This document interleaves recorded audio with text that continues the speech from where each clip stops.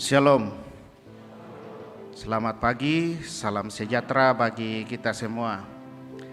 Majelis Gereja dan warga Jemaat Rantepao mengucapkan selamat datang kepada Bapak Ibu Saudara-saudari yang baru pertama kali datang beribadah bersama dengan anggota Jemaat Rantepao. Selamat beribadah, Tuhan Yesus memberkati. Penekanan warta jemaat pada saat ini, silakan Bapak Ibu melihat di warta jemaat yang ada di tangan kita masing-masing. Kita melihat di poin-poinnya, yaitu di poin nomor 14, kegiatan Posyandu Lansia Jemaat Rantepao dilaksanakan pada hari Kamis 18 Agustus 2022 pada pukul 10 sampai 10 WITA. Dalam kegiatan tersebut diadakan pemeriksaan prodia. Harap Bapak Ibu para lansia jemaat Rantepao untuk membawa kartu BPJS-nya dan menghadiri kebaktian tersebut di gedung pelayanan jemaat Rantepao. Tuhan memberkati.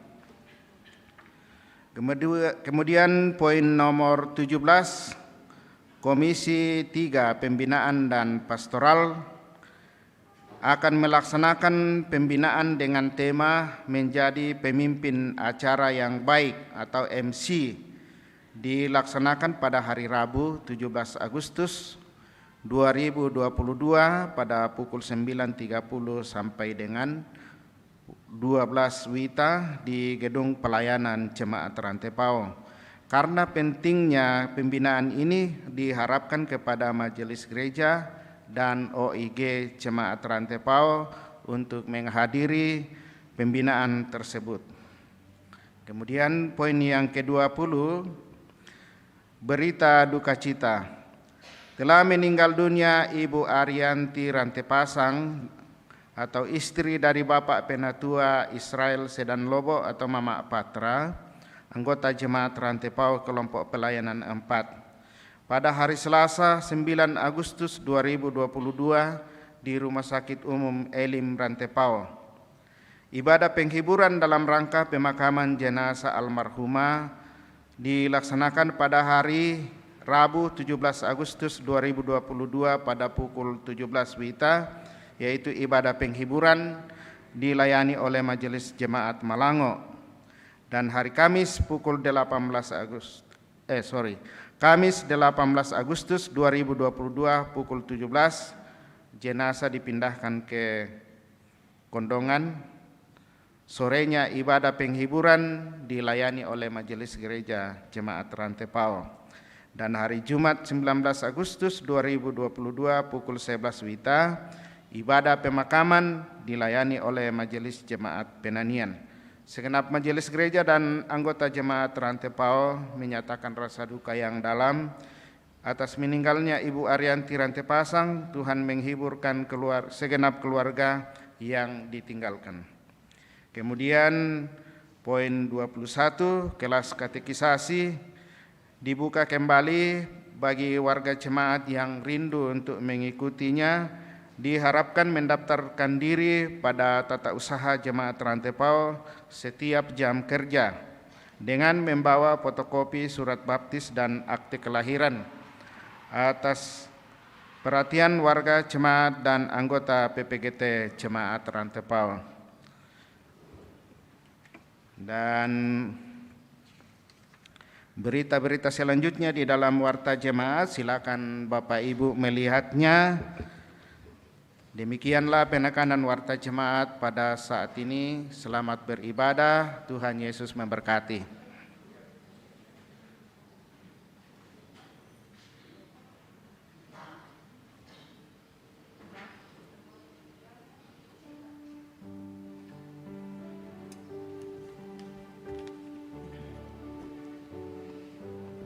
Bapak Ibu sidang jemaat yang dikasihi Tuhan, selamat pagi, salam sejahtera untuk kita semua.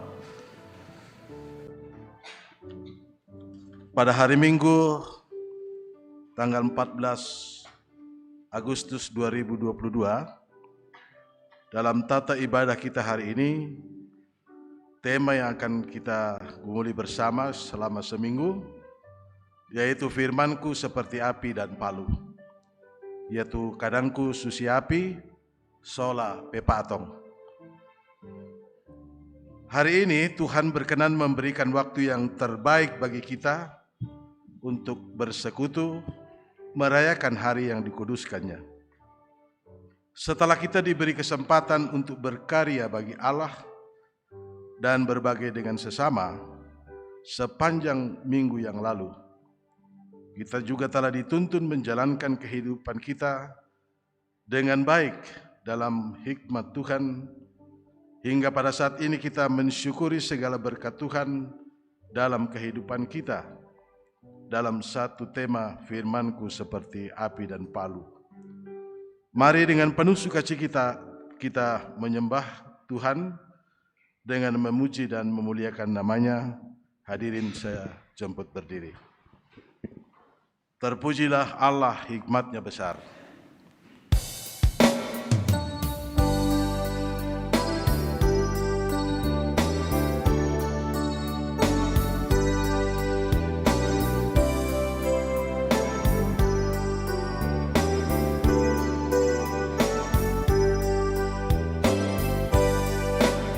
Terpujilah hikmat-Nya besar, begitu kasih-Nya untuk dunia jemaat, sehingga diberilah putranya kudus, mengangkat manusia serta menebus. Pujilah, pujilah, buatlah dunia bergemar, bergemar, mendengar suaranya. Dapatkanlah Allah demi putranya, beri puji padanya sebab hikmat-Nya.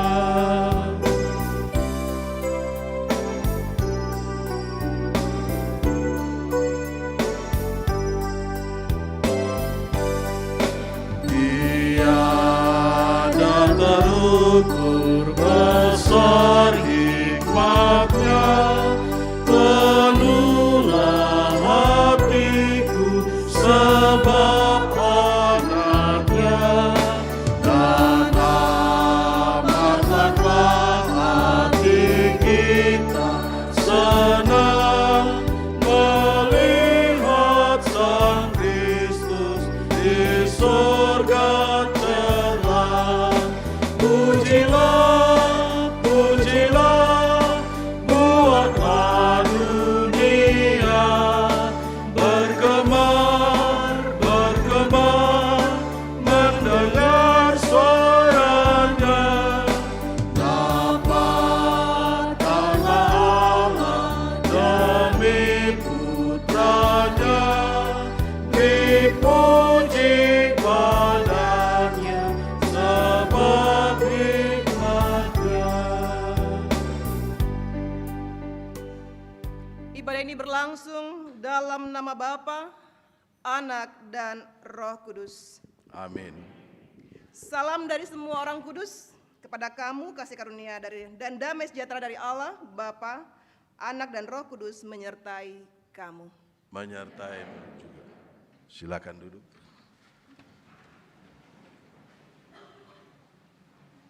Mari kita membuka Alkitab.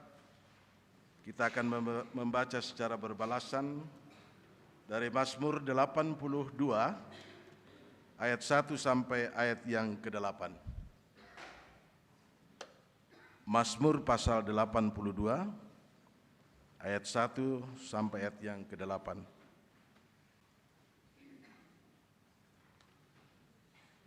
Allah dalam sidang ilahi. Allah berdiri dalam sidang ilahi Berapa lama lagi kamu menghakimi dengan lalim? Berilah keadilan kepada orang yang lemah dan kepada anak yatim.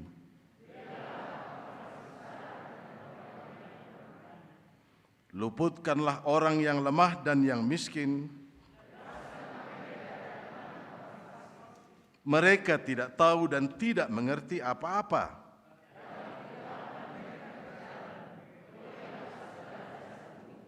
Aku sendiri telah berfirman, kamu adalah Allah, dan anak-anak yang maha tinggi kamu sekalian. namun seperti kamu akan mati. Bangunlah ya Allah, hakimilah bumi.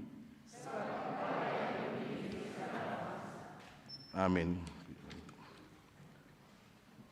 Kita memuji Tuhan dari Mazmur 72 ayat yang pertama. Tuhan berilah pada raja pegangan hukum-Mu.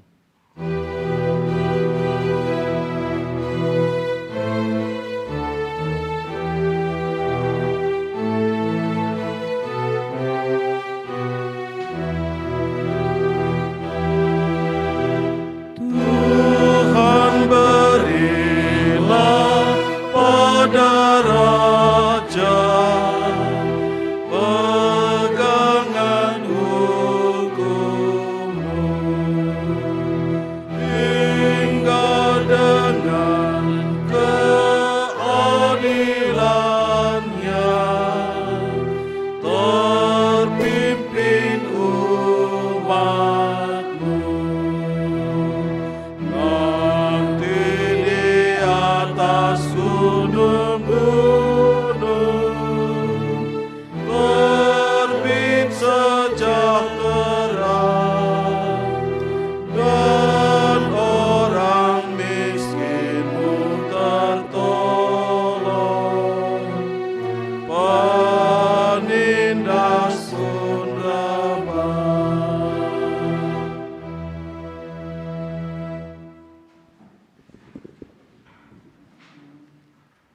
Bersama kita akan mendengarkan Dasa Tita. Lalu Allah mengucapkan segala firman ini, Akulah Tuhan Allahmu yang membawa engkau keluar dari tanah Mesir, dari tempat perbudakan. Jangan ada padamu Allah lain di hadapanku. Jangan membuat bagimu patung yang menyerupai apapun yang ada di langit di atas, atau yang ada di bumi di bawah, atau yang ada di dalam air di bawah bumi. Jangan sujud menyembah kepadanya atau beribadah kepadanya, sebab aku Tuhan Allahmu adalah Allah yang cemburu, yang membalaskan kesalahan bapa kepada anak-anaknya, kepada keturunan yang ketiga dan keempat dari orang-orang yang membenci aku. Tapi aku menunjukkan kasih setia kepada beribu-ribu orang, yaitu mereka yang mengasihi aku dan yang berpegang pada perintah-perintahku. Jangan menyebut nama Tuhan Allahmu dengan sembarangan, sebab Tuhan akan memandang bersalah orang yang menyebut namanya dengan sembarangan. Ingatlah dan kuduskanlah hari Sabat. 6 hari lamanya engkau akan bekerja dan melakukan segala pekerjaanmu. Tapi hari ketujuh adalah hari Sabat Tuhan Allahmu. Maka jangan melakukan sesuatu pekerjaan, engkau atau anakmu laki-laki atau anakmu perempuan atau hambamu laki-laki atau hambamu perempuan atau hewanmu atau orang asing yang di tempat kediamanmu. Sebab 6 hari lamanya Tuhan menjadikan langit dan bumi, laut dan segala isinya, dan ia berhenti pada hari ketujuh. Itulah sebabnya Tuhan memberkati hari Sabat dan menguduskannya. Hormatilah ayahmu dan ibumu, supaya lanjut umurmu di tanah yang diberikan Tuhan Allahmu kepadamu. Jangan membunuh, jangan berzinah, jangan mencuri, jangan mengucapkan saksi dusta tentang sesamamu, jangan mengingini rumah sesamamu, jangan mengingini istrinya, atau hambanya laki-laki, atau hambanya perempuan, atau lembunya, atau keledainya, atau apapun yang dipunyai sesamamu. Demikian ke-10 firman, kiranya kita dimampukan untuk melakukannya dalam kehidupan kita.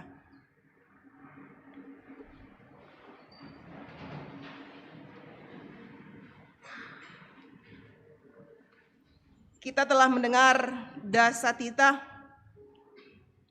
tapi sebagai orang berdosa, tentu kita sadar seberapa berusahanya kita tidak akan mampu melakukannya dengan sempurna. Selalu ada saja dosa kesalahan yang kita lakukan di hadapan Tuhan. Mari saat ini, dalam segala kerendahan hati kita datang mengaku dosa di hadapan Tuhan. Ya Tuhan, kami mengaku bahwa dalam menjalani hidup karunia-Mu, kami sering tidak hidup menuruti teladan-Mu. Kami melakukan banyak hal yang tidak berkenan di hadapan-Mu. Kami sering lalai dalam melakukan kasih dan kebenaran yang telah Engkau ajarkan. Kami mohon, kasihanilah dan ampunilah kami ya Tuhan.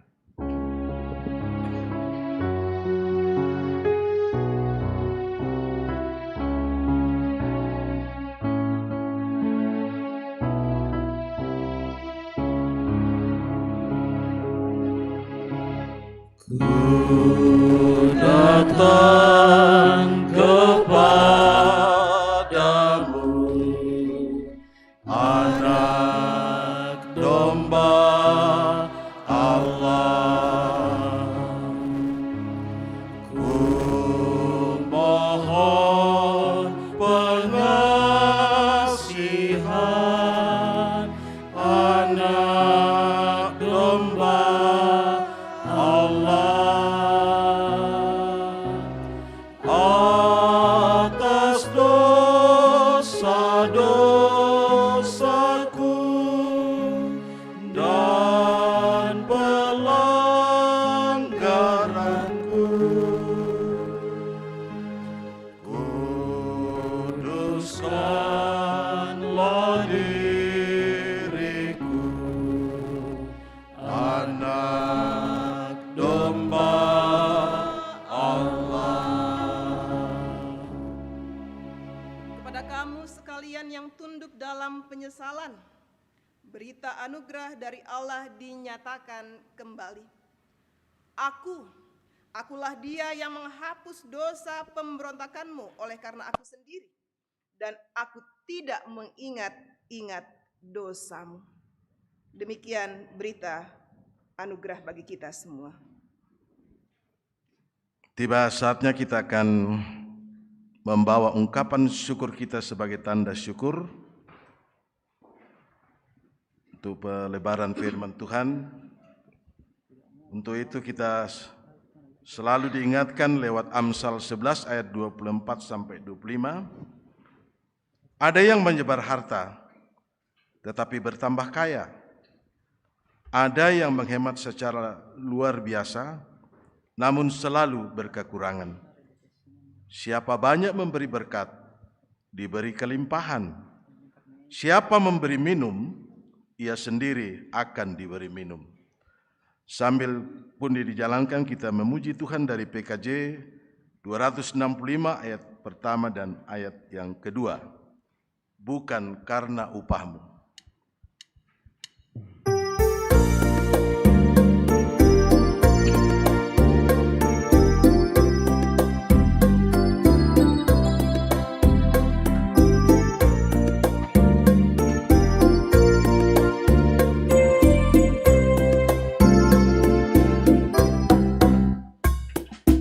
Bukan karena upahmu dan bukan karena kebajikan hidupmu, bukan persembahanmu dan bukan pula hasil perjuanganmu. Allah mengampuni kesalahan umatnya oleh karena kemurahannya. Melalui pengorbanan Putra Tunggal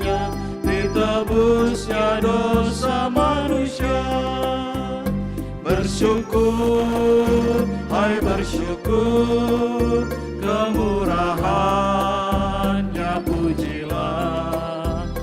Bersyukur, hai bersyukur, selamanya.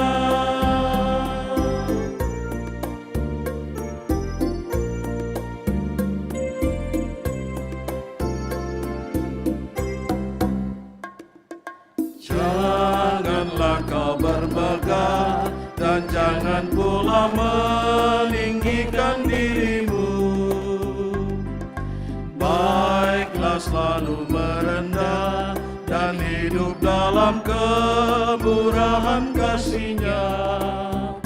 Keangkuhan tiada berkenan kepadanya, orang sombong direndahkannya. Yang lemah dan hina dikasihi-Nya penuh, yang rendah kan ditinggikannya. Bersyukur, hai bersyukur, kemurahan-Nya pujilah. Bersyukur, hai bersyukur, selamanya. Dari ayat yang pertama.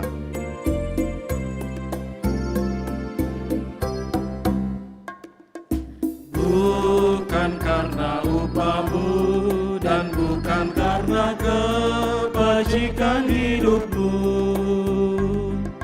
bukan persembahanmu dan bukan pula hasil perjuanganmu.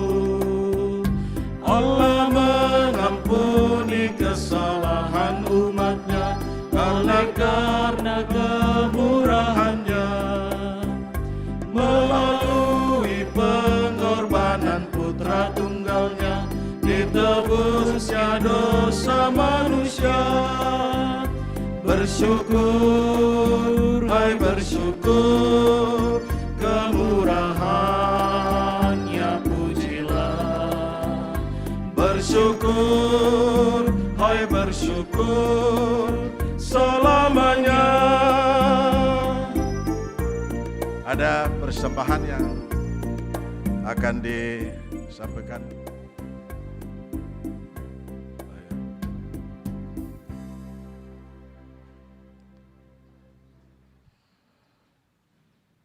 Jadi nanti setelah sosialisasi ada lelang dari panitia pembangunan untuk pembangunan gedung pelayanan kita. Sesudah sosialisasi. Silakan.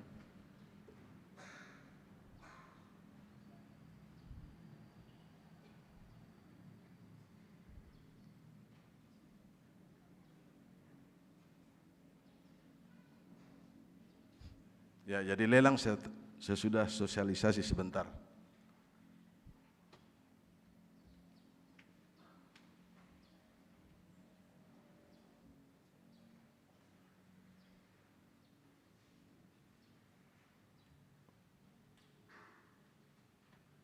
Mari kita berdoa. Ya Allah, Bapa yang Maha Kasih, Allah yang senantiasa menghidupi kami. Kami bersyukur ya Tuhan, seminggu yang lalu Tuhan bersama dengan kami dalam menjalani kehidupan masing-masing, dalam usaha pekerjaan, dalam mensyukuri atas segala berkat Tuhan yang Tuhan nyatakan bagi kami masing-masing. Saat ini Tuhan, kami membawa persembahan kami untuk pelayanan di jemaat-Mu, bahkan di tempat-tempat lain. Tuhan berkati, sehingga persembahan kami berbau harum di hadapan Tuhan. Berkati yang masih ada pada kami. Engkaulah Allah yang Maha Kasih, mampukan kami untuk berbuat yang terbaik dalam kehidupan yang kami jalani. Inilah ungkapan syukur kami Tuhan. Di dalam nama Tuhan Yesus, kami datang berdoa dan bersyukur kepada Bapa di sorga. Amin.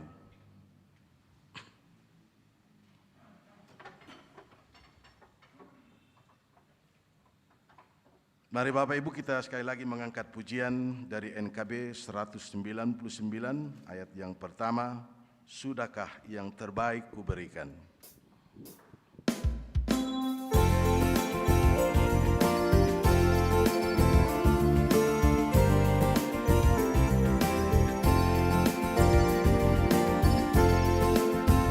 Sudahkah yang terbaik ku berikan kepada Yesus Tuhanku, besar pengorbanannya di Kalvari, diharapnya terbaik dariku. Berapa yang terhilang telah ku cari, dan ku lepaskan yang terbelenggu. Sudahkah yang terbaik ku berikan kepada Yesus Tuhanku.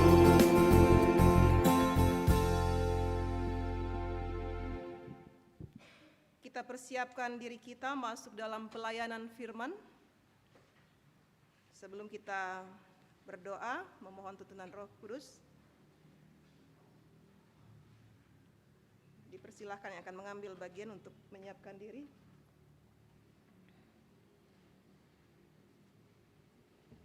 Mari kita berdoa.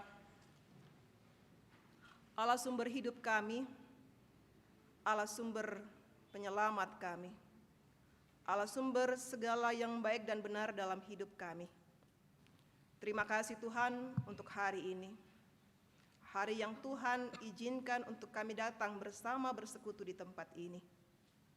Hari untuk kami boleh bersama kembali belajar, kembali boleh dituntun, bahkan hidup kami kembali boleh diisi oleh kebenaran firman-Mu. Kami sadar Tuhan, begitu banyak ketidaksempurnaan, begitu banyak kelemahan dalam diri kami untuk memahami apa yang Tuhan hendak nyatakan bagi kami lewat firman ini. Karenanya Tuhan, dengan kerendahan hati, mengakui segala ketidaksempurnaan dan keterbatasan kami di hadapan-Mu, kami mohon hikmat pengertian yang baik dari Tuhan, kiranya boleh menguasai hati pikiran kami untuk tidak hanya mendengar, tidak hanya mengerti, tapi sungguh-sungguh dalam hidup yang Tuhan karuniakan bagi kami, kami mampu hidup dalam kebenaran firman Tuhan. Umat-Mu yang mendengar saat ini, hamba-Mu Tuhan dalam segala keterbatasannya yang Engkau pakai untuk mewartakan kebenaran firman-Mu, kiranya Engkau berkati kami semua. Bersabdalah Tuhan, kami siap untuk mendengar. Amin.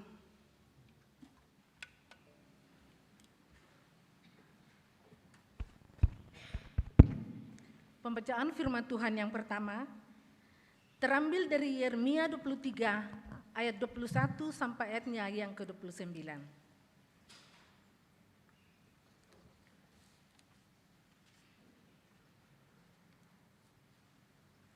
Aku tidak mengutus para nabi itu, namun mereka giat. Aku tidak berfirman kepada mereka, namun mereka bernubuat. Sekiranya mereka hadir dalam dewan musyawarahku, niscayalah mereka akan mengabarkan firmanku kepada umatku, membawa mereka kembali dari tingkah langkahnya yang jahat dan dari perbuatan-perbuatannya yang jahat. Masakan aku ini hanya Allah yang dari dekat? Demikianlah firman Tuhan, dan bukan Allah yang dari jauh juga. Sekiranya ada seorang menyembunyikan diri dalam tempat persembunyian, masakan aku tidak melihat dia? Demikianlah firman Tuhan. Tidakkah aku memenuhi langit dan bumi? Demikianlah firman Tuhan.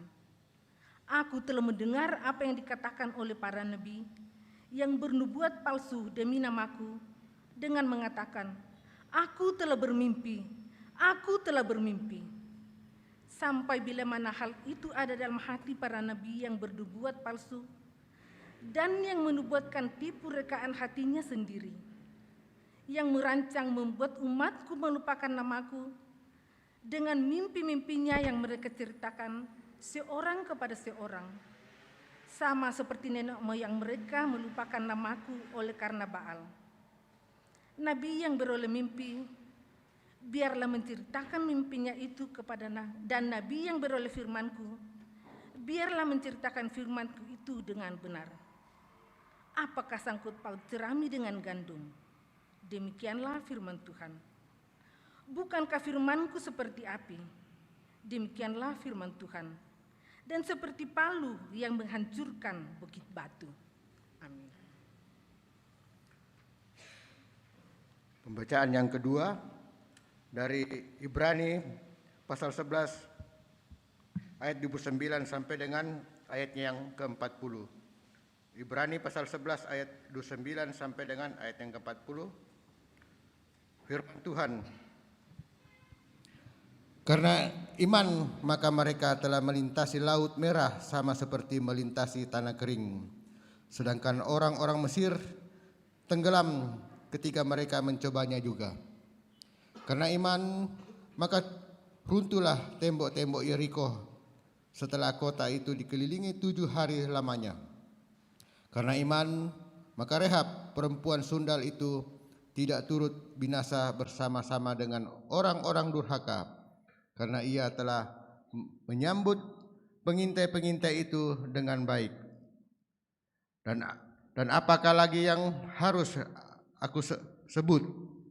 Sebab aku akan kekurangan waktu apabila aku hendak menceritakan tentang Gideon, Barak, Simson, Yefta, Daud dan Samuel dan para nabi, yang karena iman telah menaklukkan kerajaan-kerajaan, mengamalkan kebenaran, memperoleh apa yang dijanjikan, menutup mulut singa-singa, memadamkan api yang dahsyat.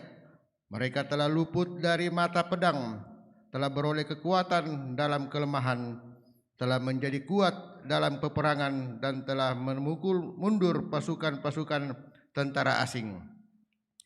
Ibu-ibu telah menerima kembali orang-orangnya yang telah mati sebab dibangkitkan. Tetapi orang lain membiarkan dirinya disiksa dan dihina. Saya ulangi. Tetapi orang-orang lain membiarkan dirinya disiksa dan tidak mau menerima pembebasan supaya mereka beroleh kebangkitan yang lebih baik. Ada pula yang diejek dan diderah, bahkan yang dibelenggu dan dipenjarakan. Mereka dilempari, digergaji, dibunuh dengan pedang. Mereka mengembara dengan berpakaian kulit domba dan kulit kambing sambil menderita kekurangan, kesesakan dan siksaan. Dunia ini tidak layak bagi mereka. Mereka mengembara di padang gurun dan di pegunungan, dalam gua-gua dan celah-celah gunung. Dan mereka semua tidak memperoleh apa yang dijanjikan itu, sekalipun iman mereka telah memberikan kepada mereka suatu kesaksian yang baik. Sebab Allah telah menyediakan sesuatu yang lebih baik bagi kita, tanpa mereka tidak dapat sampai kepada kesempurnaan. Demikian firman Tuhan.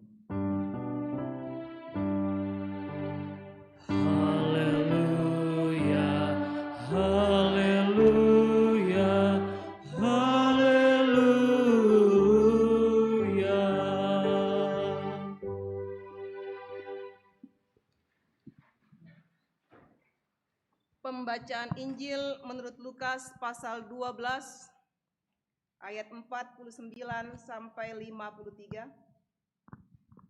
Aku datang untuk melemparkan api ke bumi, dan betapakah aku harapkan api itu telah menyala. Aku harus menerima baptisan, dan betapakah susahnya hatiku sebab sebelum hal itu berlangsung. Kamu menyangka bahwa aku datang untuk membawa damai di atas bumi? Bukan, Kukatakan kepadamu, bukan damai, melainkan pertentangan. Karena mulai dari sekarang akan ada pertentangan antara 5 orang di dalam suatu rumah. 3 melawan 2 dan 2 melawan 3. Mereka akan saling bertentangan. Ayah melawan anaknya laki-laki dan anak laki-laki melawan ayahnya. Ibu melawan anaknya perempuan dan anak perempuan melawan ibunya. Ibu mertua melawan menantunya perempuan dan menantu perempuan melawan ibu mertuanya. Demikian pembacaan Injil Yesus Kristus. Yesus Kristus kure sumanga apuang.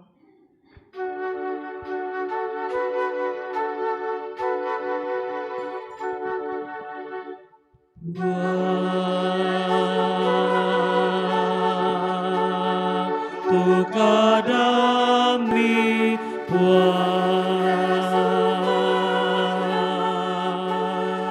Tukadami kure sumanga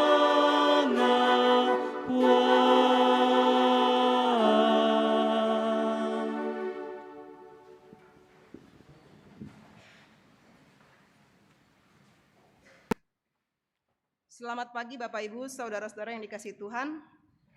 Senang bertemu kembali di lewat mimbar gereja Toraja Jemaat Rantepao di tempat ini. Di Indonesia barang-barang KW, barang palsu, imitasi, itu banyak beredar. Jadi bukan hal yang aneh lagi ketika orang kadang-kadang bangga pakai barang branded, barang bermerek, ya, bermerek tapi palsu. Saya berusaha cari ya, kenapa sih ini barang palsu, ya? Tapi banyak orang nyari gitu, banyak orang tetap aja. Jadi orang tahu itu palsu tapi dicari aja, dibeli aja. Ada orang bilang begini, saya pernah tanya sama teman ya, bagus sih barangmu di tasnya, keren nih, merek tahu wah. Dia bilang begini, merek ketahu ini, tidak aku tahu, aku beli Bang Eji, bagus di kuliah aku beli. Jadi alasan pertama ketika saya berpikir kenapa orang beli barang branded, barang bermerek tapi palsu atau KW atau imitasi. Satu, karena memang dia nggak tahu barang itu bermerek, dia beli aja. Yang penting matanya puas, hatinya senang. Jadi berdasarkan kebutuhan saja. Yang kedua ini yang lebih banyak.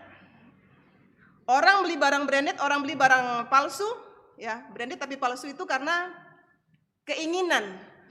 Tabe ya, kalau ada yang tersinggung syukurlah. Ya. Mau bergaya, duitnya nggak nyampe. Ya. Ini anak-anak muda biasanya yang banyak ya. Jadi mau pakai sepatu Nike, mau pakai sepatu yang wah gitu kalau dipakai jadi keren, atau pakai baju yang bagus, atau pakai tas yang keren. Kemampuan atau cuan-cuannya ke batas, ya belilah ya, KW aja lah ya. Kalau aslinya harusnya beli misalnya 700-an atau mungkin jutaan, tangabu. KW itu mungkin dapat, syukurlah kalau dapat 150.000 atau 100.000, tangabu toh, irit anak sekolah. Tapi nggak jarang juga orang tua juga beli barang KW karena bilang apa? Nggak apa-apa, nggak banyak aja orang tahu kalau ini KW. Saya pakai aja, yang penting saya senang orang nggak tahu. Siapa sih min dalam malam penunu kumua asli rakate tak eraka. Jadi orang tahu ini barang palsu, ini barang imitasi, ini barang yang nggak benar sebenarnya. Kalau kita mau bilang ini kan kita mencuri, sebenarnya hak kita yang dicuri kan, nggak bagus sebenarnya tapi dipakai aja. Jadi nggak jarang orang beli barang palsu, orang beli barang KW itu bukan karena ketidaktahuannya, tapi sebagian besar menggunakan barang palsu, barang imitasi, justru karena ketahuannya ya. Indo nggak mungkin kalau pakai bulawan, pakai emas, nggak bisa bedakan. Imitasi rakate, asli rakat bulawan teh. Pasti ya kelami pagi mitande mau bulawan asli teh. Tapi ada juga yang kadang-kadang berpikir bahwa nggak apa-apa lah demi gaya. Lama alik itong konte, teh bang apa juliman teh bang apa jubarokota tak pakai bami. Demi keinginan, bukan lagi kebutuhan. Itu mengenai yang palsu, tapi ini fakta yang terjadi juga dalam kehidupan bangsa Yehuda. Yang palsu-palsu ternyata bukan ada cuma zaman sekarang milenial ya, ketika tuntutan hidup semakin besar, tapi yang palsu-palsu Yang nggak benar-benar itu juga muncul sejak dulu. Di zaman Nabi Yeremia. Mereka hidup dalam kepalsuan. Orang bilang dunia ini panggung sandiwara, ternyata panggungnya bukan sekarang, dari dulu sudah ada panggung sandiwara. Mereka hidup dan terbuai dengan nabi-nabi palsu. Kehadiran nabi-nabi palsu itu luar biasa waktu itu. Mereka membuai telinga umat dengan hal-hal yang menyenangkan, hal-hal yang mengenakan. Pertanyaannya, apakah umat nggak tahu kalau yang lagi ngomong ini, yang lagi berbicara tentang Tuhan, yang lagi membuai-buai diri mereka atas nama Tuhan ini, apakah benar nabi beneran? Umat juga sadar sebagian bahwa itu nabi palsu, ya. Tapi mereka senang-senang aja, santai-santai aja, sama kayak orang ya, pakai barang palsu santai-santai aja. Saya tahu ini barang palsu, tapi saya santai, saya senang aja pakai. Akibatnya apa? Apakah ketika kita beribadah dengan hal yang seperti itu hanya mau dibuai-buai, iman kita bertambah? Enggak, itu yang terjadi dengan orang Israel, orang Yehuda waktu itu. Kemerosotan rohaninya sangat terlihat. Peribadahannya, orang ibadah itu hanya karena formalitas belaka. Tapi ini sama kayak misalnya kita datang gereja, datang duduk aja di gereja. Habis gereja kita nggak tahu tadi pendetanya ngomong apa, tadi apa aja dibilangin di gereja, nggak tahu kita. Peribadahan hanya sebuah formalitas untuk menandakan bahwa saya juga umat Allah, bagian dari umat Allah.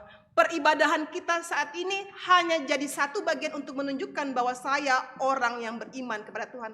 Tapi selebihnya ada nggak? Nggak ada. Hanya cover luarnya yang saya mau lihatkan, pertunjukkan pada orang lain, itu yang terjadi. Saya membayang-bayangkan ketika saya berusaha merenungkan bagian ini, betapa beratnya. Jadi saya nggak langsung betapa beratnya umat, tapi yang saya pikirkan betapa beratnya kondisi psikologisnya sebenarnya saya pikirkan ya. Kondisi psikologis atau sebenarnya kejiwaannya Yeremia ya. Menghadapi umat yang seperti itu. Yeremia kan dibilang nabi peratap.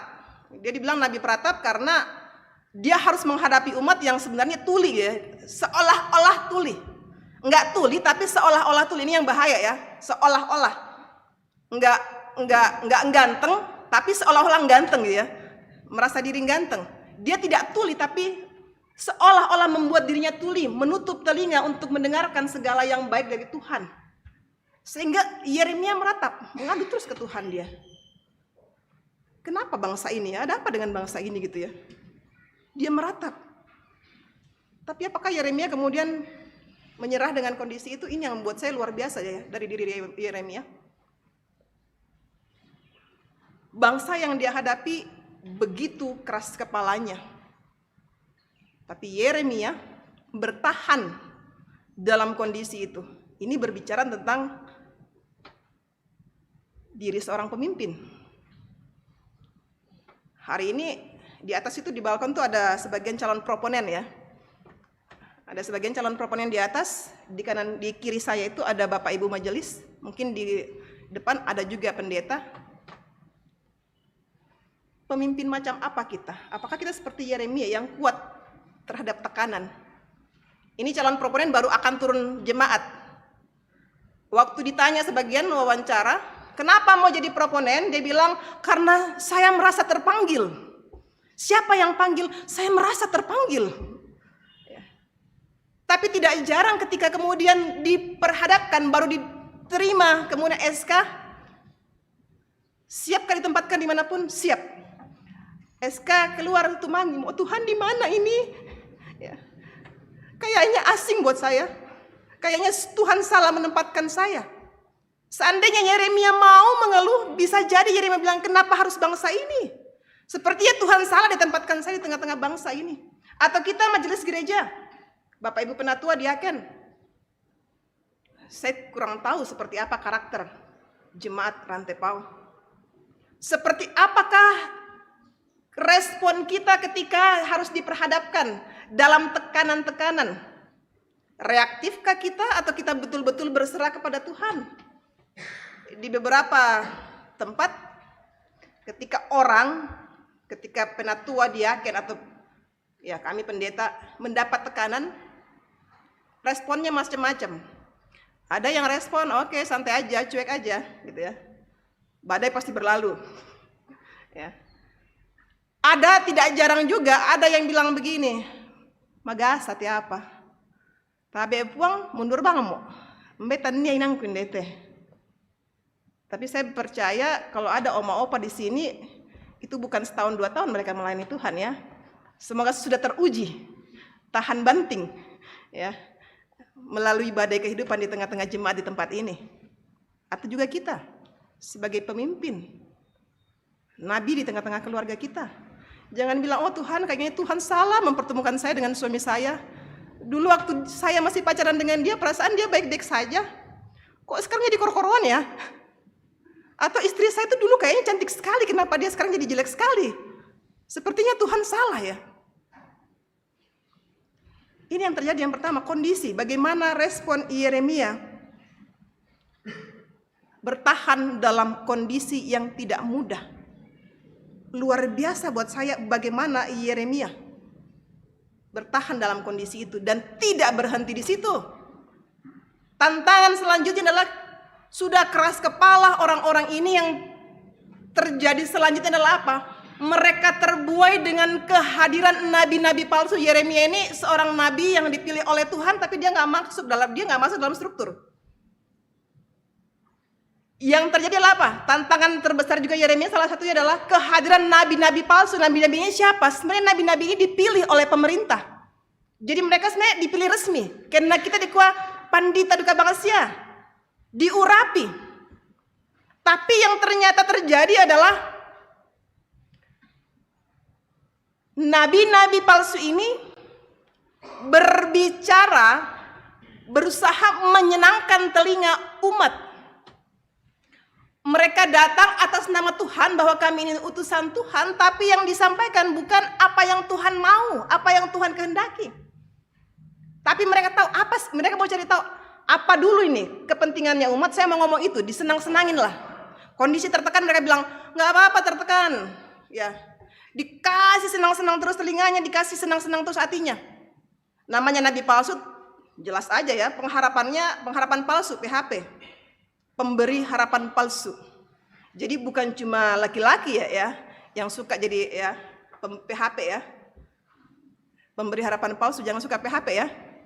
Nabi-nabi waktu itu juga suka PHP ternyata ya. Pemberi harapan palsu. Dan mereka ini bukan, sebenarnya kalau ada istilah biasa tentara ya, tentara yang palsu ya. Jadi dia nggak dilantik tapi dia ngaku tentara. Ini enggak. Dia dilantik, dia dipilih oleh pemerintah, tapi ternyata bukan kehendak Allah yang disampaikan. Kehendak siapa? Kehendak umat, kehendak dirinya. Demi apa? Demi kepentingan perutnya. Sehingga apa? Karena perutnya yang mau dikenyangkan, perut Nabi yang mau dikenyangkan, yang mereka sampaikan apa? Sesuatu yang akan menyenangkan, mengenakkan telinga audiensnya. Kalau audiens senang, persembahannya keluar. Kadang-kadang kita seperti itu, Pak. Gimana caranya buat persembahan banyak? Gak usah ribut, ya. Cari tenangnya aja. Kita punya nilai karapasan, tapi kadang-kadang sekarang karapasan itu jadi tergeser. Hal benar yang harusnya kita perjuangkan, biasa toko bawik mah demi karapasan tarapa amasola nasang. Tapai ipin ni ba membatu mapipang. Demi karapasan, tapi apakah semua tenang? Mungkin diam, tapi tidak dengan kebenaran. Betapa menyakitkan ketika Yeremia harus melihat kondisi itu. Nabi palsu hadir dan umat juga terbuai dengan itu. Jadi jangan salahkan bahwa pelayan kami bilang seperti ini, pendeta kami bilang begini, praporan kami bilang begini, penatua diaken bilang begini. Hati-hati juga. Bang Napi bilang, pernah nonton ya Bang Napi, acara sergap. Bang Napi bilang, kejahatan itu muncul bukan cuma karena ada pelakunya, tapi juga karena ada kesempatan ya. Kesempatan apa? Dari pendengarnya. Kalau pendengarnya kasih harapan, wimel noli tehot bana pandita, tambah senanglah pendetanya. Nggak ada masalah ketika saya harus menyampaikan ini membuai-buai telinga jemaat. Ini kan fakta yang sering kali terjadi sekarang. Banyak orang cari siapa pendetanya yang khotbah.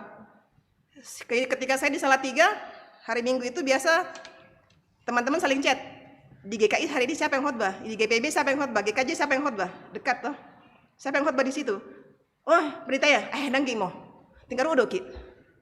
Ya. Siapa di sini? Oh, Pak ini. Oh ya, boleh. Mami ke mau khotbah toh. Saya jadi mikir. Kita gereja yang dicari firmannya, Tuhannya atau pendetanya? Saya pernah tanya teman saya di Bambu ini, daripada saya berdosa kak, ya, saya ke gereja cuma manuku-nuku, lebih baik saya cari pendetanya. Cara kita membenarkan diri atas sesuatu yang sebenarnya salah. Ini yang terjadi dengan umat. Mencari Tuhan dengan cara yang salah, mencari kekuatan dengan cara yang salah.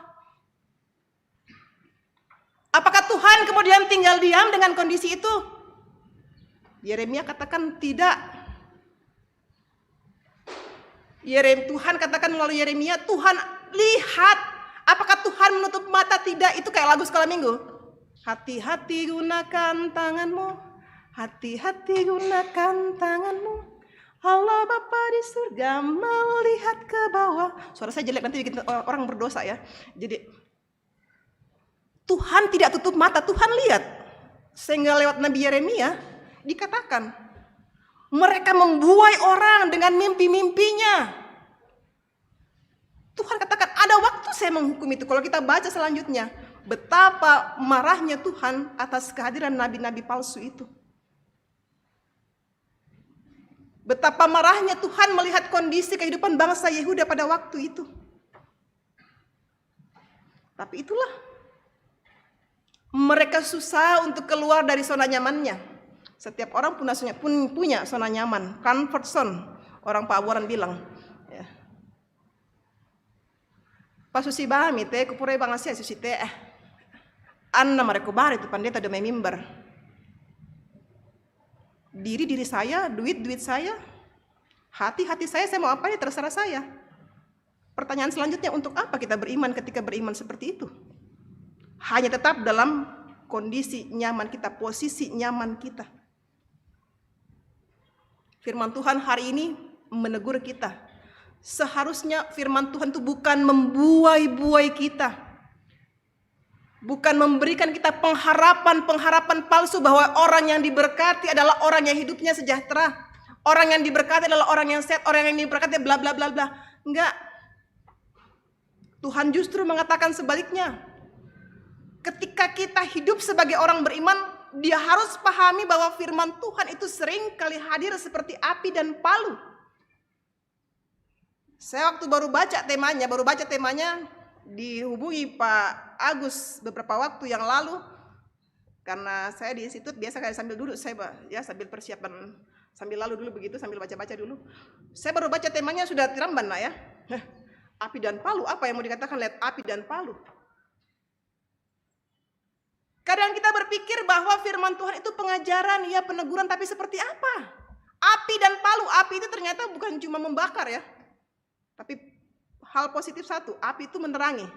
Nyalakan api sekecil apapun dia akan memberi terang. Seharusnya firman Tuhan itu mampu menerangi, membuka diri kita. Kamu salah, kamu berdosa. Kalau orang kemudian dengar firman Tuhan dan gak mau dibuka kesalahannya, orang bilang ke laut aja lah. Kenapa? Itu tugas firman Tuhan. Ketika orang percaya dan kemudian datang mendengar firman Tuhan dan tersinggung, syukurlah, jangan pulang nanti mantan kunuku ya. Anna ya orang apakah itu pandita dan mimbar. Kalau orang dengar firman Tuhan dan tersinggung berarti apa? Hatinya sudah terketuk. Tinggal tunggu waktu aja kok, asal apakah dia mau berubah apa enggak. Jadi diterangi dulu. Mau enggak diterangi, dibuka dosanya, diperlihatkan kesalahannya. Selanjutnya apa? Fungsi api yang kedua adalah dia membakar. Dibakar, bisa dibakar sampai hangus dulu, sampai hancur dulu. Dibakar. Kalau udah tahu dosanya dibakar, dibuang dulu bagian-bagian yang gak bagusnya. Dan dimurnikan. Emas itu jadi emas yang berharga ketika dia harus dimurnikan. Ya. Kalau dia nggak dimurnikan, harganya nggak terlalu mahal juga ya. Kehidupan kita kalau memang kita mau berharga, kalau memang kita mau jadi orang-orang beriman yang betul-betul mengenal Tuhan dengan baik, siaplah untuk dibakar, siap untuk diterangi, siap untuk dimurnikan. Kalau nggak mau dimurnikan, saya nggak tahu lagi mau ngapain. Tinggal tunggu Tuhan mau ngapain aja atas diri saya. Firman Tuhan seperti palu. Palu itu kalau orang yang suka dunia pertukangan, palu itu fungsinya itu bisa menghancurkan. Misalnya mau hancur ini, kalau nggak pakai, selain pakai ekskavator, dia pakai palu. Bisa pakai palu yang besar, yang pasti dia menghancurkan. Apa yang mau dihancurkan? Firman Tuhan menghancurkan apa? Diri saya, ego saya.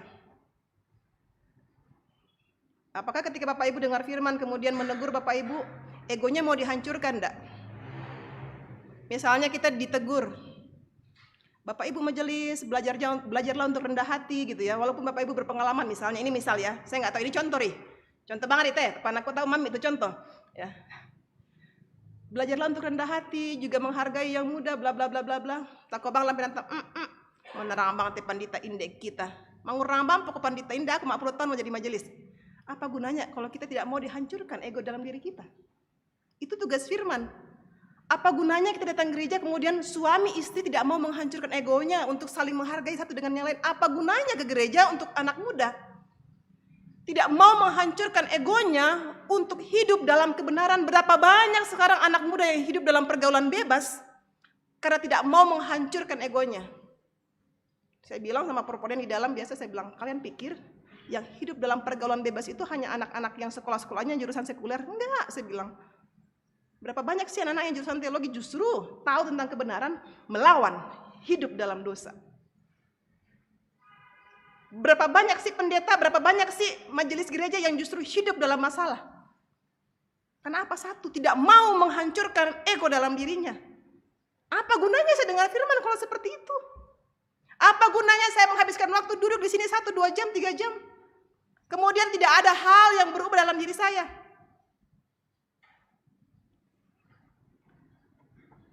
Itu yang pertama.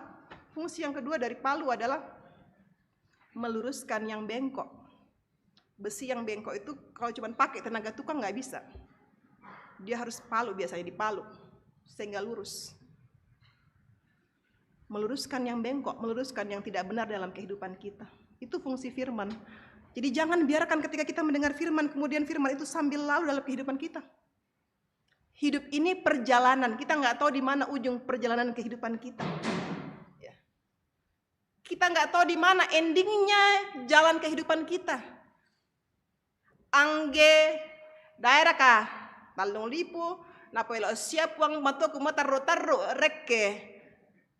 Malah kiri batu bisa bangun siap taruh rokok saya lakukan standar batu tak tandain benih. Tapi jangan biarkan perjalanan kehidupan kita itu berjalan tanpa arah, berjalan hanya dengan keegoisan diri kita yang tidak melihat firman Tuhan menuntun kehidupan kita. Mari terus berproses. Mari terus mengizinkan Tuhan membentuk kita. Meskipun sakit.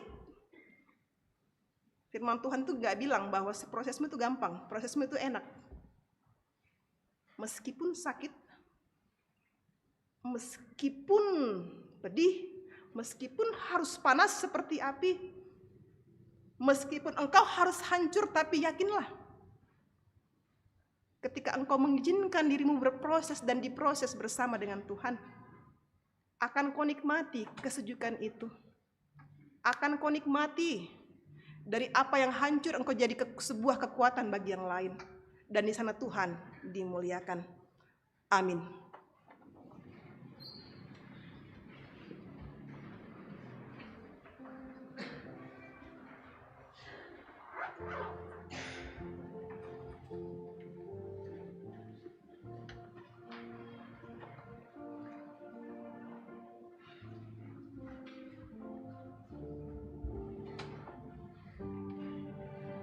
Kalau Tuhan mengizinkan kita menikmati hidup sampai saat ini,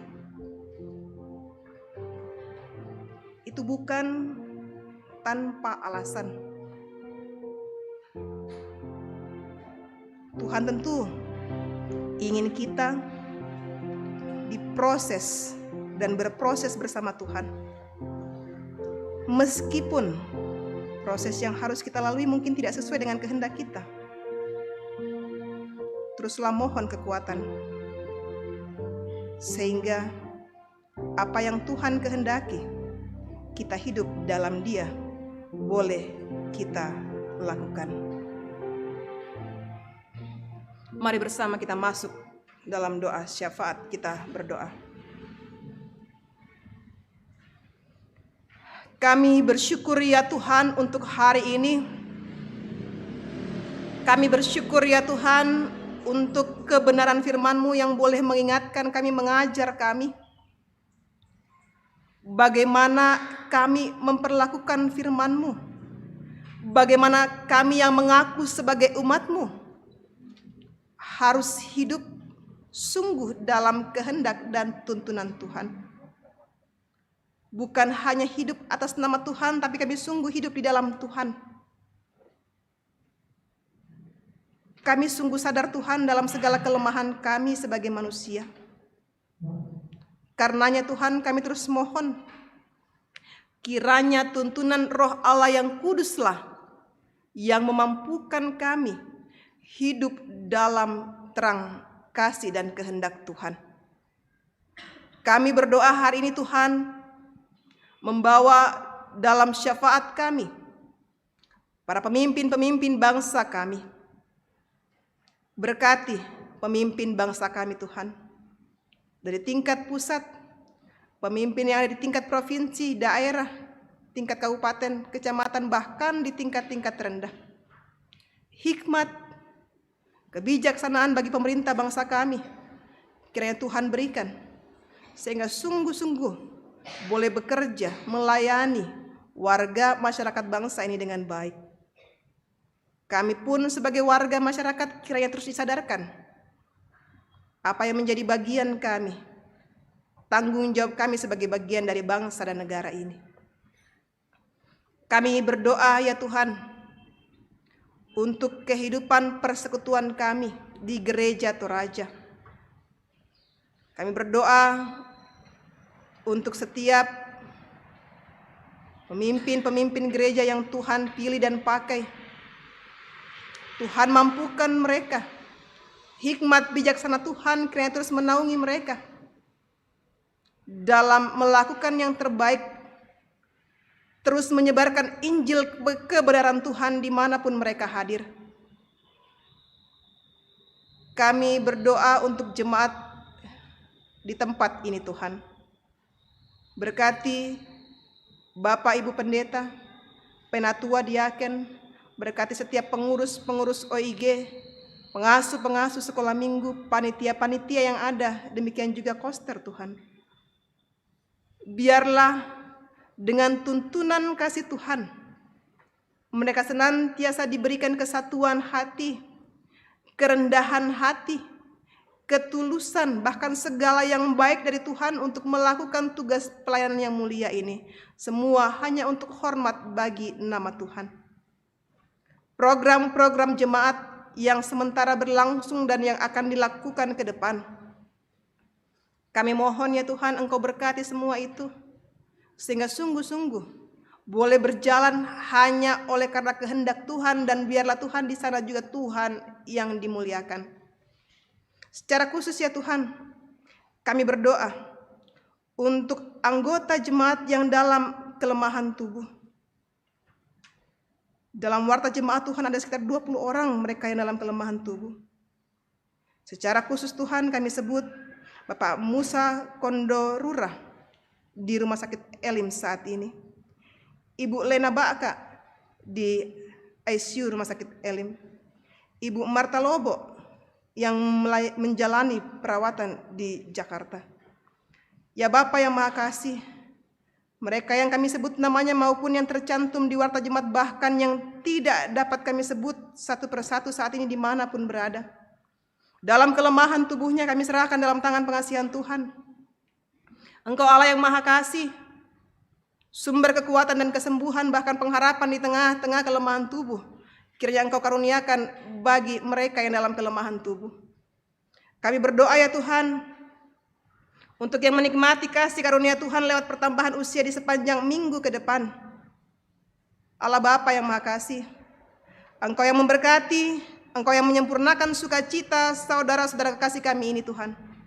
Dalam pertambahan usia, kiranya bertambah juga hikmat, kasih dan tuntunan Tuhan dalam kehidupan mereka. Kami berdoa untuk orang tua kekasih kami yang sudah dalam lanjut usia.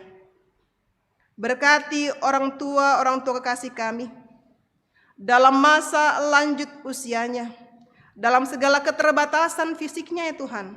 Biarlah mereka tetap merasakan kasih dan damai sejahtera, bahkan pemeliharaan dari Tuhan.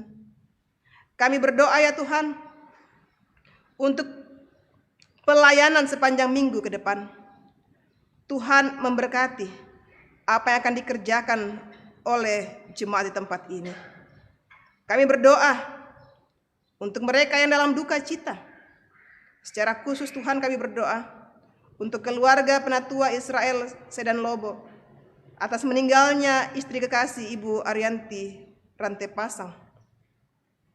Bapa yang Maha Kasih, dalam duka, dalam kehilangan yang dialami oleh orang tua saudara kasih kami mohon kekuatan, topangan, penghiburan kasih Tuhan boleh menyertai keluarga dalam dukanya, sehingga sungguh Tuhan dalam duka pun mereka tetap merasakan kasih dan tuntunan kasih Tuhan. Kami berdoa Tuhan untuk panitia pembangunan gedung pelayanan jemaat Rantepao. Tuhan menolong panitia dalam segala kerinduan untuk pembangunan gedung pelayanan ini. Kiranya sungguh Tuhan, apa yang menjadi kerinduan bersama dengan jemaat di sini, bersama dengan Tuhan itu boleh diwujud nyatakan, bukan untuk kebanggaan diri jemaat di tempat ini, tapi semata-mata Tuhan sungguh-sungguh itu boleh dipersembahkan untuk hormat kemuliaan hanya bagi Engkau saja. Kami berdoa untuk setiap anggota jemaat-Mu di tempat ini. Dalam setiap usaha pekerjaannya, Tuhan memberkati, Tuhan yang menolong. Biarlah dari segala hal yang dikerjakan, segala hal yang diusahakan, dari sana juga mengalir damai dan berkat Tuhan. Kami berdoa untuk saudara-saudara kasih kami yang masih juga saat ini mencari pekerjaan. Tuhan menolong mereka. Kiranya apa yang mereka usahakan dalam waktu Tuhan boleh menjawab segala doa dan usaha mereka. Kami berdoa untuk kehidupan anak-anak kami yang dalam masa pertumbuhan Tuhan menolong dan memberkati, memelihara kehidupan mereka. Anak-anak kami Tuhan dalam masa studinya, proses pendidikannya Tuhan juga menolong. Sehingga apa yang mereka lakukan saat ini, apa yang mereka sedang usahakan saat ini, sungguh-sungguh boleh mencapai hasil yang baik di masa depan mereka. Kami berdoa Tuhan, untuk setiap kami saat ini yang hadir dalam segala pergumulan hidup kami. Tuhan melihat kami, Tuhan mengenal kami, Tuhan lebih mengerti apa yang Tuhan hendak nyatakan bagi kami. Dan kami terus mohon Tuhan, biarlah segala yang baik dalam pandangan dan kehendak Tuhanlah yang Tuhan nyatakan bagi kami. Allah Bapa yang Maha Kasih, kami serahkan doa kami. Kami serahkan permohonan-permohonan kami. Kiranya segala hal yang kami naikkan di hadapan Tuhan saat ini, Tuhan dengar, Tuhan jawab, bukan seturut kehendak kami manusia yang penuh dosa ini. Tapi kiranya Tuhan dalam segala hal yang kami naikkan di hadapan-Mu, Tuhan jawab hanya seturut dengan kehendak Tuhan. Karena kami percaya damai sejahtera Tuhanlah yang senantiasa terbaik dalam hidup kami. Dengar jawab kami dalam nama Tuhan kami Yesus Kristus yang telah mengajar kami berdoa bersama demikian. Bapa kami yang di surga, dikuduskanlah nama-Mu, datanglah kerajaan-Mu, jadilah kehendak-Mu di bumi seperti di surga. Berikanlah kami pada hari ini makanan kami yang secukupnya, dan ampunilah kami akan kesalahan kami, seperti kami juga mengampuni orang yang bersalah pada kami. Dan janganlah membawa kami dalam pencobaan, tapi lepaskanlah kami dari peninggalan. Karena Engkaulah yang punya kerajaan dan kuasa dan kemuliaan sampai selama-lamanya. Amin. Sidang jemaat, sebelum kita masuk ke pengutusan dan berkat, seperti yang saya sampaikan tadi bahwa ada sosialisasi tentang pembangunan gedung pelayanan yang akan disampaikan oleh Ketua Panitia, dalam hal ini Bapak Pendeta Alfred Anggui. Disilahkan.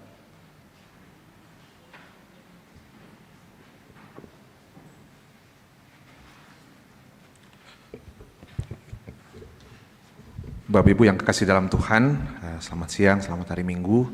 Perkenankan kami dari Panitia Pembangunan menyampaikan beberapa hal. Jadi sebenarnya ini perjalanan panjang sekali. Saya kemarin waktu terpilih di sidang sinode, saya bilang, Sonda mau Panitia Pembangunan, panaku pacar rumah mi pandita. Jadi ini tugas yang masih harus diemban. Bapak Ibu yang kekasih dalam Tuhan, izinkan saya sampaikan beberapa hal terkait rencana pembangunan ini.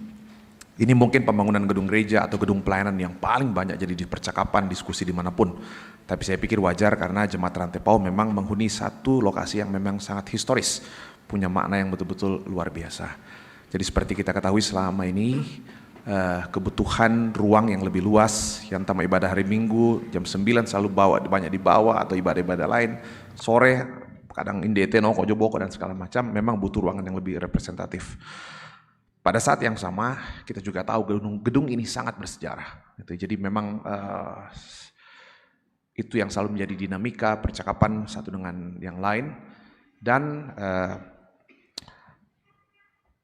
dua hal ini yang saya pikir perlu kita pikirkan sama-sama. Pada satu sisi kita mau menjaga keaslian gedung gereja ini sebab saya cerita ke teman-teman panitia pembangunan, banyak gereja yang lebih tua dari ini di Kupang di mana-mana. Tapi karena dibangun kiri kanan yang tidak seasri, akhirnya jadi bangunan itu jadi hilang tali monamelong di tiro. Padahal lebih bagus dan lebih tua dari gedung ini. Nah, kita bersyukur hari ini gedung gereja ini betul-betul terpelihara dengan halaman yang luas. Itu jadi memang itu saya pikir patut kita pelihara. Yang kedua, pada satu sisi kita juga sadar bahwa kita sangat membutuhkan ruang yang luas untuk kelancaran pelayanan kita. Saya juga mau mengatakan ke teman-teman majelis gereja, kalau bicara soal historisitas gedung saja, kalau sekedar bicara soal historisitas gedung saja, kita harus belajar ke Eropa. Ada terlalu banyak gedung-gedung yang bersejarah yang hebat-hebat, hari ini sudah berubah fungsi jadi bar, jadi museum, tak mau taulan. Jadi saya juga tidak ingin seperti itu. Kita bangga dengan gedungnya tak atau gereja jalan. Jadi dua-duanya harus dijaga dengan baik dan buat saya itu hal yang harus kita pikirkan sama-sama.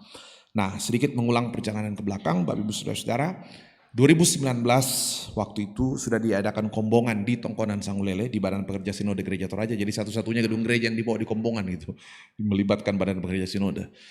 Waktu itu hadir kombongan Jemaat Rantai Pau, kombongan masyarakat Toraja yang dipimpin oleh Ketua Umum BPS Gereja Toraja sebelumnya, Bapak Pendeta Musa Salusu, Ketua Umum Perhimpunan Masyarakat Toraja Indonesia, almarhum Bapak Frederick Batong, dan Bupati Toraja Utara waktu itu hadir bersama dengan semua tokoh masyarakat terkait. Waktu itu ditempuhlah dua keputusan. Keputusan pertama waktu itu 2019 ya, 2019 3 tahun lalu, 9 Juli 2019. Keputusan waktu itu begini, opsi pertama adalah mengupayakan pembangunan gedung gereja di lokasi kantor DPRD Toraja Utara dengan catatan dimungkinkan proses ruslah, tukar guling dan segala sesuatunya. Dengan tanah milik Gereja Toraja BPS di Batu Leleng. Tapi ternyata kesepakatan itu tidak terjadi, ya, tidak terjadi, dan kemudian opsi pertama itu tidak tercapai. Keputusan yang lain mengatakan kalau opsi pertama di membangun gedung gereja di sana itu tidak tercapai, maka yang ditempuh adalah opsi kedua. Opsi kedua itu bukan membangun gedung gereja, opsi kedua adalah membangun gedung pelayanan yang untuk menggantikan gedung pelayanan yang sudah ada. Ya, dengan catatan waktu itu ruang yang lebih representatif dan desain arsitektur yang lebih sejiwa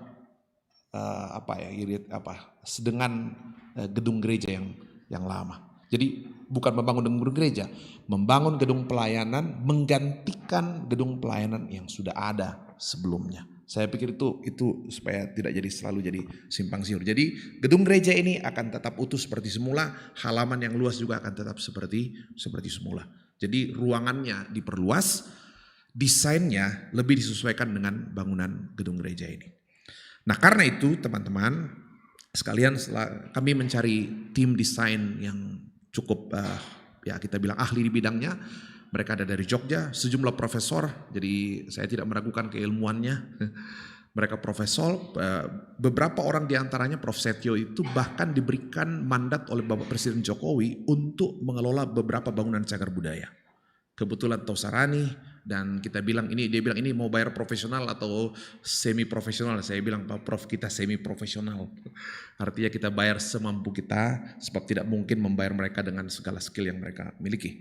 Jadi yang menangani ini sepenuhnya ada, saya tidak salah nanti teman-teman teknis lebih. Ini ada sekitar 5 profesor yang terlibat, semua orang ahli di bidang arsitektur dan orang yang berpengalaman menangani bangunan cagar budaya. Jadi bukan sembarangan, ya, bukan sembarangan. Nah itu teman-teman. Nah desain sudah mereka sampaikan, kami sudah perlihatkan dalam rapat pleno majelis gereja, dan rapat pleno majelis gereja sudah mengambil keputusan untuk kemudian melanjutkan pembangunan gedung pelayanan Gereja Toraja Jemaat Rantepao. Jadi keputusan majelis gereja tanggal 8 Agustus hari Senin lalu itu didasari mempertimbangkan keputusan Kombongan yang lalu 3 tahun lalu, keputusan Kombongan opsi kedua, ya. Dan yang kedua, majelis gereja juga sepakat karena melihat bahwa konsep desain yang ditawarkan oleh tim ahli itu betul-betul dipandang sangat sejiwa dengan bangunan ini, ya. Itu hasil pengamatan kami kota aku tadi, tapi yang aku kutiro melongli mau kutiro yang nas tomatuang ku pira-pira sama itu tomatua tantarina mama opi, wah langsung benar aku Pak Pendeta pemulai itu. Jadi saya bilang begini sama profesornya, Prof, saya titip pesan satu, bisa nggak bangun satu gedung yang kira-kira kalau gedung itu dibangun tanpa menyatu dengan gereja ini, dan ketika ada orang yang pertama kali melihat gedung ini setelah selesai dua-duanya, orang yang baru pertama kali melihat gereja dengan gedung pelayanan, orang itu akan berpikir gedung ini dibangun bersamaan. Itu saya bilang sama profnya. Bisa kami garangkan kasus itu. Harusnya bisa Pak Pendeta. Ya, harusnya bisa. Ya udah, kami sampaikan keinginan itu. Nanti kita tayangkan gambarnya. Nah, jadi itu teman-teman sekalian. Nah, tentu yang ditayangkan nanti sebentar ini adalah konsep desain gedung pelayanan Jemaat Rantepao. Abaikan saja soal halamannya. Halamannya sudah kita dapat masukan.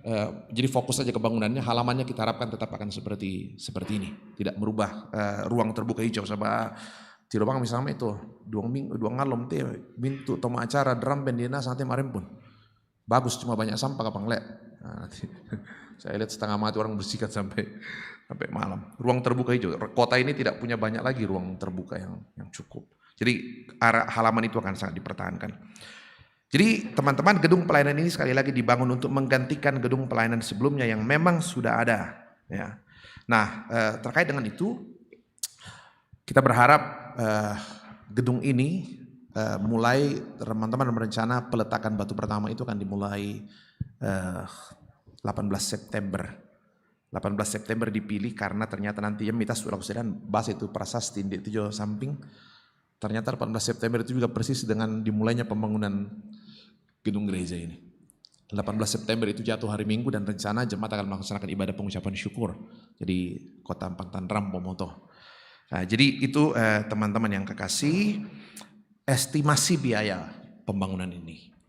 Kami sudah berdiskusi dengan tim arsiteknya, rapnya itu kalau kita kerjakan dengan swakelola itu membutuhkan dana sampai interiornya ke dalam itu sampai 8 miliar rupiah. Tapi sampai yang mami, tidak usah khawatir dengan itu ya. Tuhan ini terlalu kaya gitu ya untuk menyiapkan. Tuhan pasti cukupkan. Hari ini dana dengan janji iman yang masuk terakhir itu mungkin sudah ada 1 miliar ya, Tante Rita ya, sekitar 1 miliar. Jadi sangat mungkin untuk kita mulai. Saya bilang sama teman-teman kalau bisa sampai akhir tahun ada dana 1,5 atau 2 miliar supaya betul-betul akhir tahun ini kelihatan mungkin deklangan sampai di atasnya. Nanti kita kerja pelan-pelan. Ya, itu harapan kita semua teman-teman. Beberapa orang tua mengharapkan Pak Pendeta, Pak Modoi itu mudah-mudahan kitiro duka siapidika.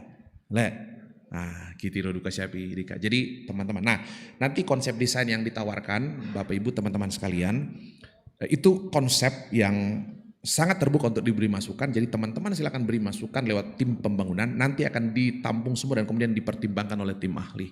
Ya, kalau halaman memang teman-teman sudah sepakat lebih baik kasih tetap seperti sedia kala. Jadi oke, itu kita terima semua saran-sarannya.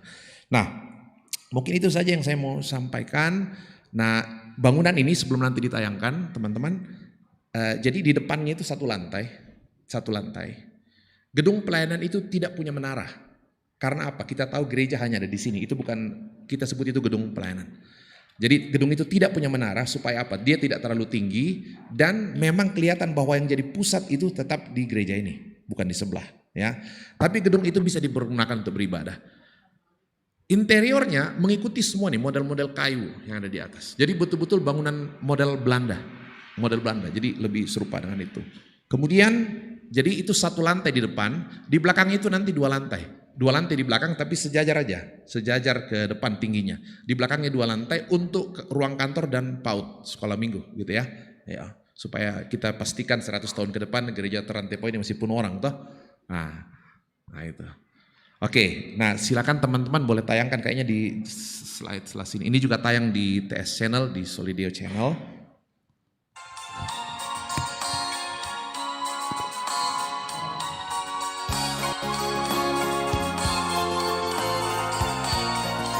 Abaikan saja halamannya. Halaman akan seperti itu semua.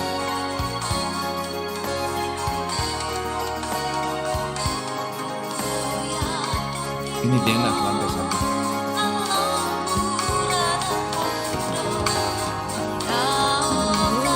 Oh itu konsistori, ruang sekolah minggu di bawah. Ruang sekolah minggu.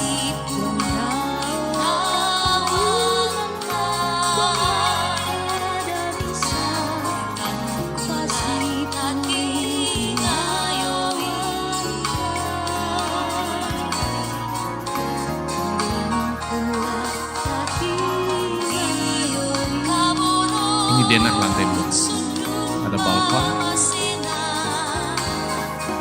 ada ruang rapat di atas, ada ruang pendeta, ruang komisi, ini ruang bisa digunakan untuk ragam kepentingan, ruang admin, sekretariat, ruang apa.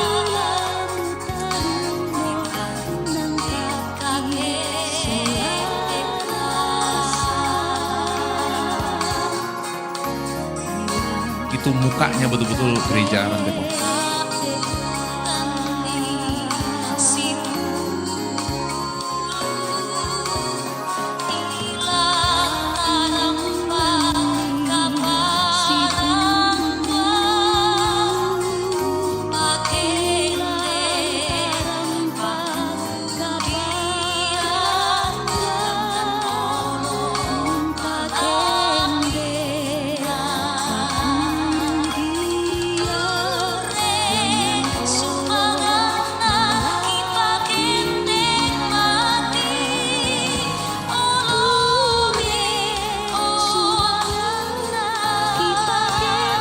Ini tampak belakang.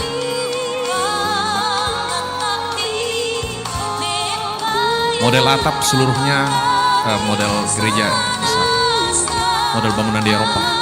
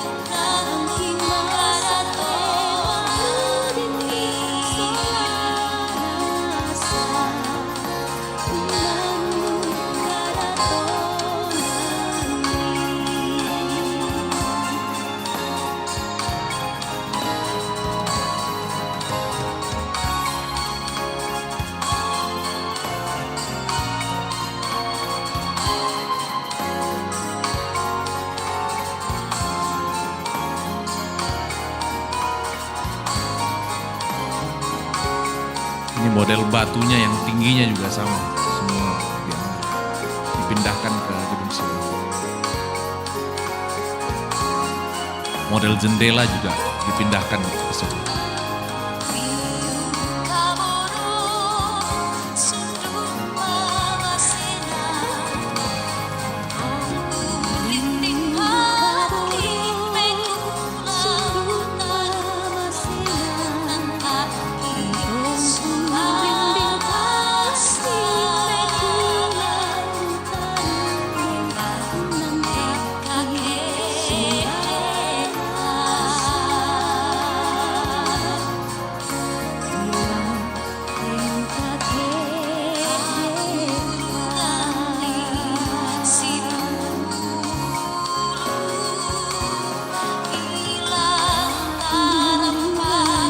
Ini gereja dalam tampak malam, lightingnya warna seperti ini. Kalau dia malam hari. Jadi semua biaya tadi itu sudah termasuk semua lightingnya, pencahayaan.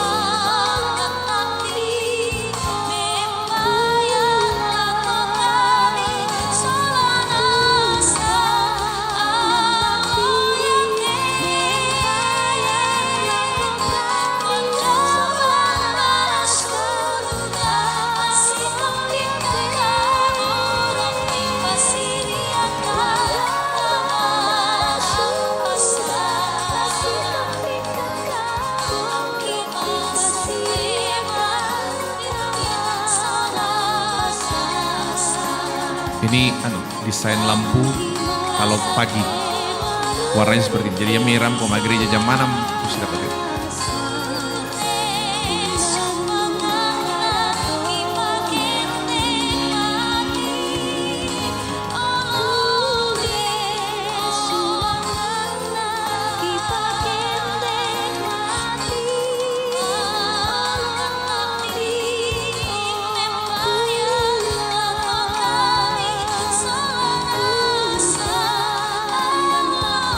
Suasana di dalamnya. Itu ornamen di balkon persis mengambil gambar-gambar.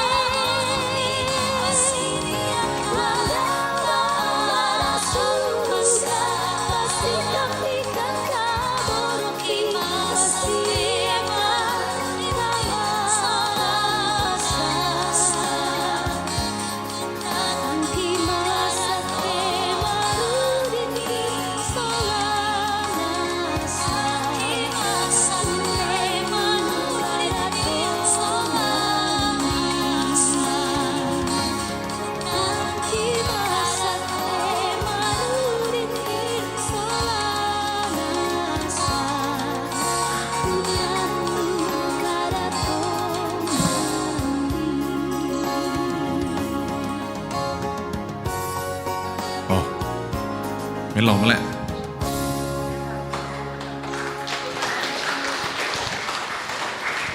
Jadi teman-teman itu doa kita sama-sama. Jadi buat kita semua panitia pembangunan majelis gereja yang paling penting doakanlah supaya ini jadi sebuah hal yang betul-betul bermakna, bisa jadi berkat untuk banyak orang ya. Saya selalu pikir itu, saya selalu bilang sama teman-teman, gedung penting, semua penting, tapi ingat betul-betul saya cuma mau belajar dari banyak hal yang sudah dibangun. Bait suci dibangun dengan triliunan rupiah, emas yang 8.000 ton, 8.000 talenta ya. Hilang tak berbekas hari ini. Tak nasang mo. Jadi buat saya jangan, gedung penting, tapi yang paling penting adalah memanfaatkan itu untuk seluruh kepentingan pelayanan. Jadi Bapak Ibu, kok tasuli sama yang kebunuh toh? Sambil mulai pikirkan, kita renungkan sama-sama. Ya, kalau saya yang paling penting doakanlah, karena Tuhan ini sangat kaya. Biar dia bekerja lewat caranya sendiri untuk membukakan pintu-pintu yang Tuhan mau pakai ya, untuk kemudian menolong kita untuk menyelesaikan seluruh pembangunan ini. Dengan dana yang ada sekitar 1 miliar hari ini sangat mungkin untuk segera kita mulai sambil kita bergerak semua.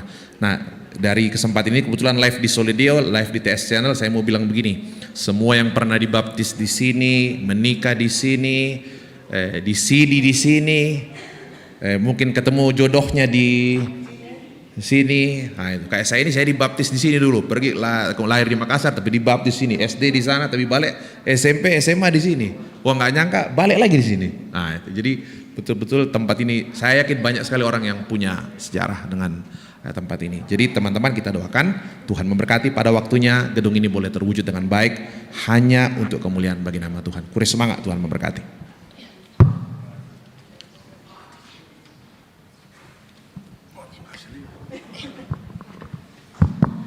Ya, Bapak Ibu sidang majelis gereja warga jemaat yang kekasih dalam Tuhan. Kebetulan hari ini untuk melaunching gambar mengenai pembangunan gedung gereja, dan kebetulan saya koordinator bidang dana. 2 hari yang lalu saya menemukan labu di belakang rumah saya, buah bunga rana labu, dan terlalu besar untuk saya makan sendiri. Dan saya mengingat bahwa apapun yang kita persembahkan untuk pembangunan gereja, kalau ini ibu-ibu, kalau ini dibikin cake labu, ini paling kurang 20 cake dari satu labu ini. Kalau mau bikin donat labu, ini paling kurang 100 biji donat. Iya. Nah, karena itu tangkubelan nangke sedang Pak Murjianto nokomya makasaliu ya. Iya, tadi saya bawa dari rumah. Saya ingin melelangnya, lelang Amerika. Mudah-mudahan ya. Ya, termasuk di bawah gedung pelayanan. Kalau ada yang berkenan, tolong majelis gereja, dan di sini tolong ada 2 yang pegang pundi. Ya, kita akan lelang Amerika. Silahkan, kita punya waktu 5 menit saja. Dan yang malu untuk menyebutkan angka, yang namanya lelang Amerika Bapak Ibu, nah kau tahu 5 sabu pun sudah 2.000 pun sudah 1 sendok semen, ya, 5.000, 10.000, 20.000 sudah 1 bata. Dan terus terang Bapak Ibu, sering saya merenung bahwa sejauh perjalanan hidup kita, kasih setia Tuhan tidak pernah meninggalkan kita. Ya, gereja sesungguhnya adalah bangunan yang dibangun dari kristal air mata para malaikat. Ya, saya berharap kita juga mengambil peran di dalamnya. Ya, kita akan lelang Amerika. Silakan yang mau menyebutkannya, teman-teman majelis gereja akan membawa pundi. Yang tidak mau menyebut angka, angkat tangan saja, dan teman-teman juga akan memberikan pundi. Saya silakan Pak Murjianto di sini, angkat saja Pak. Magasa sidik Pak. Ya. Iya, tahu nama Magasa. Oke. Ini 50.000 saya kembalikan. Ya, 50.000 kembali ke dalam lelang Amerika. Silakan. 100 Pak Rinding. Ya, Pak Pita. Ya, Ibu Lili 100. Oh iya, bisa. Iya. Berapa dek? Ya, Ibu Merda 1 juta. Puji Tuhan, ya, semuanya terima kasih. Ada lagi? Ya, 50. Teman-teman majelis gereja? Ada? 50 ya. Nanti di ini siapa lagi Bapak Ibu? Ya, 200 Pak Yaya. Ibu Reni 100.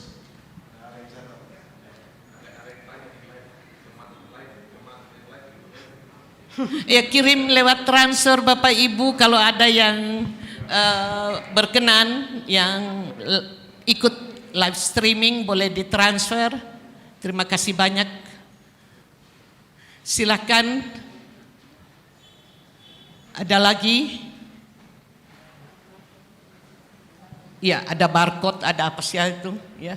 Kami orang tua tidak pintar itu. Tapi anak-anak muda sangat pintar. Ada lagi?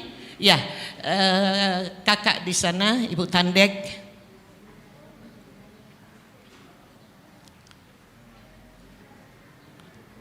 Teman-teman majelis gereja di situ tadi, Pita, ada juga. Ya, silakan, ada lagi? Ada lagi, tinggal dikit. 50 di atas. Ya, banyak sekali adik-adik di atas yang sementara merendah masa depannya. Mudah-mudahan ada calon proponen yang nanti jadi pendeta di sini dan saya masih kuat jadi majelis gerejanya. Ya, silakan. Ada Fitri. Ada Fitri di atas. Fitri berapa? 50 Fitri juga di atas. Ya, mantan tenaga magang di sini. Siapa tahu Fitri nanti pulang jadi pendeta di sini toh? Ya. Ada lagi? Tinggal dikit waktunya. Siapa lagi? Oke. Terakhir tadi siapa ya? Tidak ada lagi? Terakhir Fitri tadi. Fitri yang dapat labunya besar sekali. Iya. Iya, bawa pulang nanti ke institut bisa dikolak dengan teman-teman yang ada di sana. Baik.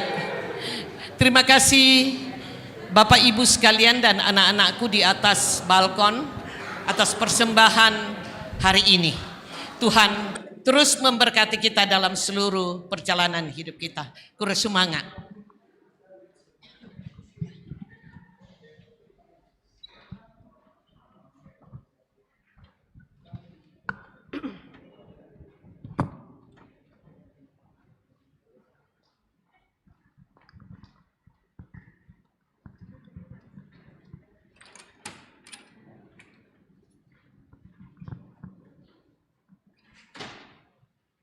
Saya undang kita untuk berdiri.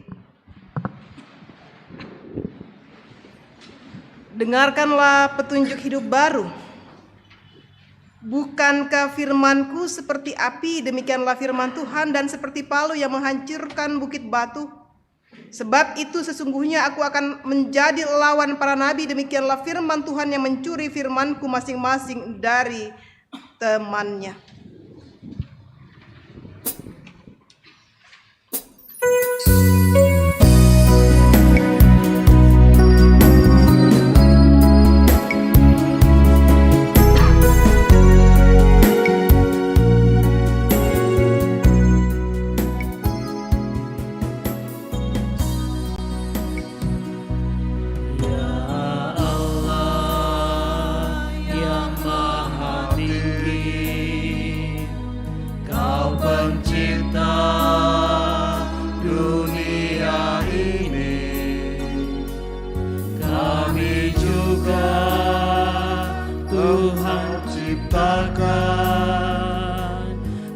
Agar Engkau tetap dipuji.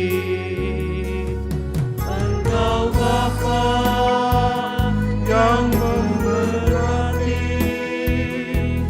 tiap orang yang rendah hati. Tolonglah kami sekarang dan selamanya.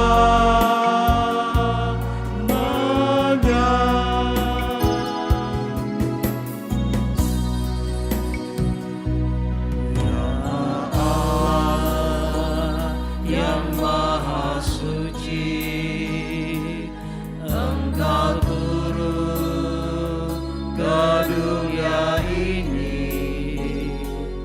Kau menyala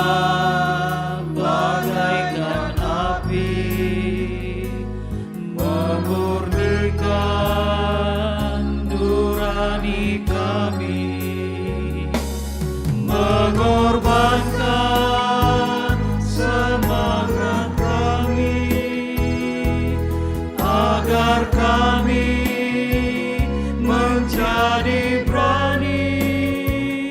Utuslah kami ke dunia ini dengan kuasa-Mu.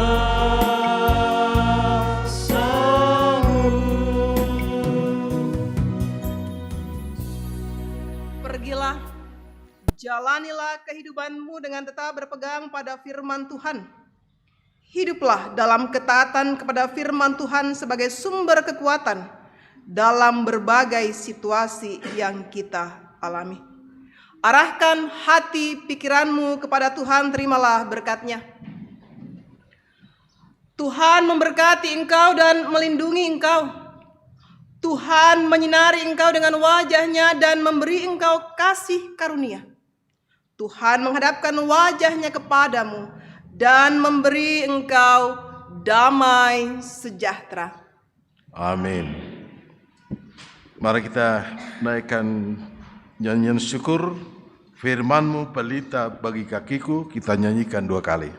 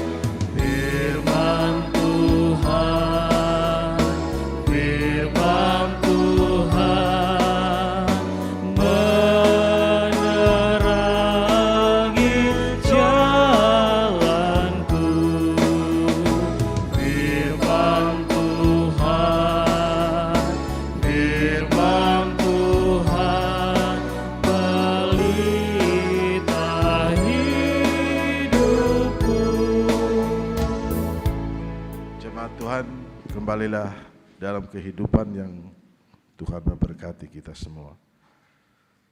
Terima kasih kepada Ibu Pendeta Helma Yances Pasulu yang telah bersama-sama dengan Jemaat Rantepao pada ibadah jam 9 dalam memberitakan firman Tuhan. Kiranya Ibu diberkati dalam segala aktivitas dan keluarga, bahkan dalam kehidupan sehari-hari. Puji Tuhan, selamat hari Minggu.